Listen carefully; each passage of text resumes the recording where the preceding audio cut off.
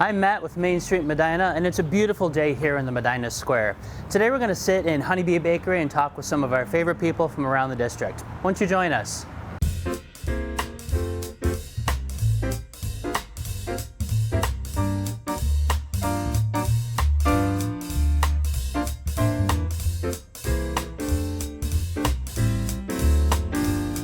Good morning, everyone. Today we're sitting here with Rob Henwood, the Medina County Planning Director, to learn a little bit about his background and kind of what goes into planning a county. Good morning, Rob. How are you? Good morning. How are you? I'm great. Thank you for being here today. Thanks for having me. You're welcome. I know it's a bit under duress, but we appreciate you appreciate you sitting through the agony. Thank you. Of having the discussion. I'll do my best. How does one become a planning director? What does that mean? How does one become a planning director? Were you like 5 and looking at your Legos and thinking, I could make more sense of this? Absolutely not. Okay. Pure happenstance. Yeah.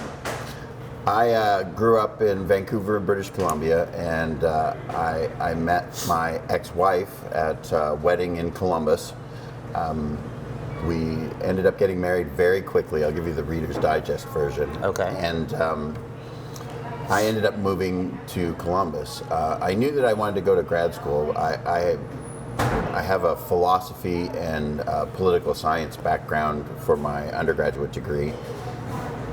So I decided I was in Columbus. OSU was a huge university, and I thought I'd consider grad school. I'd originally planned to do political science or a philosophy, actually work towards a PhD, but I realized that wasn't going to be very practical, and that there was, in terms of finances, I'm just that thinking, wasn't going to how do you go from philosophy to planning? I went to a number of different grad schools to look at their programs, and really there wasn't anything that I was interested in. And quite frankly, I had a very disappointing meeting with the head of the philosophy department at OSU, and I happened to be walking past the School of Architecture, and my father is an architect, so I just thought I'd go in and look around. Yeah. And there was a poster about the city and regional planning school that was offered through the School of Architecture, and quite frankly there was it made reference to a multidisciplinary approach, and that kind of appealed to me. Sure. So I picked up the paperwork for the program, and on a whim I applied, and you were accepted. Much to my surprise, I was accepted. And you must have done okay, because you're here today. I suppose. So British Columbia, Columbus, Medina. What correct. brought you here? My ex and I built a house.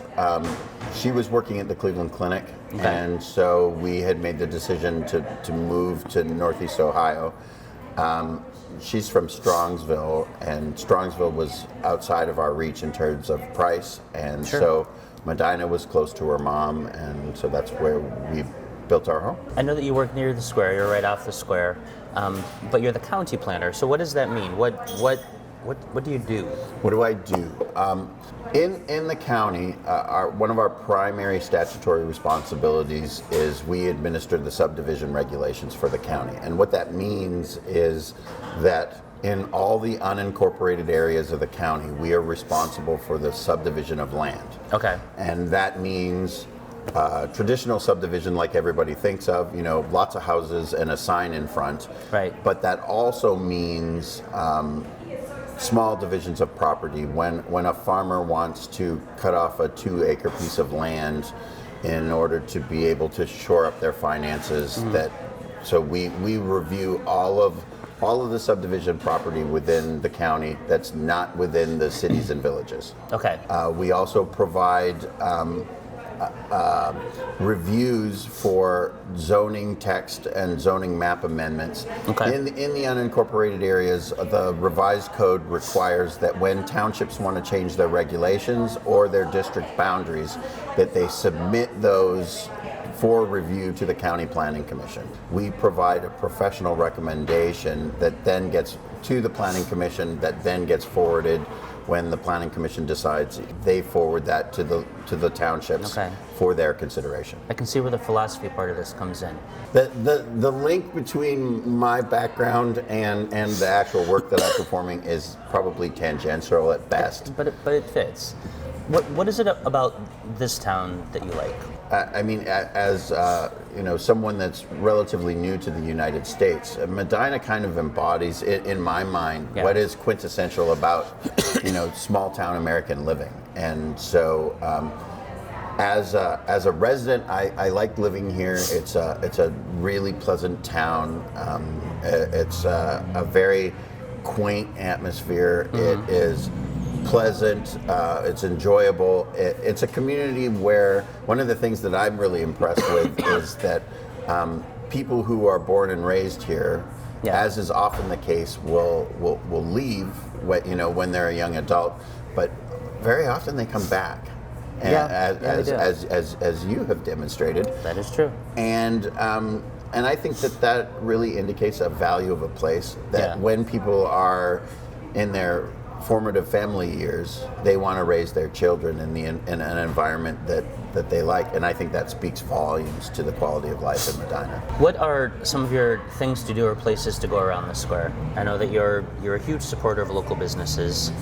I am a huge supporter of local businesses, but that is primarily selfishly motivated. I am also a huge supporter of food and essential for life, right? Okay. And I'm particularly fond of beer, and so I try to work that into almost every social event that I can. And one of the things that's great about Medina is such a small town, and its offerings for restaurants and cafes is fantastic. So you're a beer guy. Are you a hoppy beer guy, a stout beer guy, or just give me a beer? I like to experience as much variety in beer as I can. I'll be honest with you, I'm a little bit over the IPA phase, but I like all different kinds of beers. Very cool. What do you do in your downtime? What are your hobbies? Do you ever get a chance to relax and zone out, or is that the beer and the food? Well, beer and the food is the downtime. I spend, as you're well aware, I spend a fair amount of my time doing Main Street Medina stuff, which is I find extraordinarily rewarding. And time consuming. Well, yeah, and time consuming, and occasionally I get thrown curves about the kinds of things that I'm going to be volunteering for. Absolutely. But it provides me an opportunity to participate in the community in ways that I wouldn't have been able to do if I didn't do this kind of work. Yeah. And so being exposed to various organizations in the community, I find particularly rewarding, because I get to have a much more meaningful relationship with the community and the community members that are in Medina. Yeah. I find that extraordinarily rewarding. And two, I get to volunteer my children to do all kinds of things and make them participate. How do they feel about that? I think they like volunteering for the first 10 minutes, and then there's sort of a diminishing returns after that. Sure, absolutely. Now, I know that you've had the opportunity to take some pretty cool trips. Do you have a dream destination? Before you die, you want to go here? I have multiple dream destinations. I was lucky enough recently to take my boys on a trip to Japan to visit. I have a brother and his family that live in Japan. Okay. My father still lives in Vancouver in British Columbia, so one of the things I'm toying with is potentially a trip to go see Grandpa, and then maybe extend that trip to Alaska. Oh wow! Cool. The other thing that I've really been toying with is since I was a kid, I've been fascinated by ancient Egyptian culture. So that's another bucket list trip for me too. Is I would love to take them. So should we have a pyramid on the square? I think you'd have trouble getting that past the historic preservation board. I mean, they're old. Correct. I'm not sure the context is the same. When you have visitors from out of town, or if your family ever comes to visit you or friends, what are those things that you say in Medina? You got to go here. You got to eat here. You got to go see this.